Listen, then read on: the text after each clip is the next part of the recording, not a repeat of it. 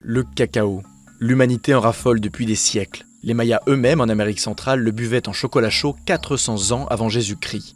La région est chaude et humide comme en Amérique du Sud, en Afrique de l'Ouest et en Asie du Sud-Est, idéal pour les plants de cacao. Les cabosses, fruits du cacaotier, se récoltent à la main 2 fois par an. Quand elles sont mûres, elles sont cueillies, puis ouvertes avec un bâton ou une machette pour en extraire entre 20 et 40 fèves. Toujours blotties dans leur pulpe, ces dernières sont recouvertes et fermentent un temps plus ou moins long selon la variété, une étape essentielle à l'éclosion de la saveur. Vient ensuite le séchage. Entre 1 et 2 semaines, les fèves sont le plus souvent étalées au soleil jusqu'à ce que leur teneur en eau soit réduite de 60% à quelques 7,5%. Emballées, stockées, elles sont ensuite transportées dans une fabrique où elles sont nettoyées puis torréfiées. Les fèves sont concassées, broyées jusqu'à obtenir une pâte de cacao fluide qui se solidifie en refroidissant. Voici l'ingrédient de base du chocolat.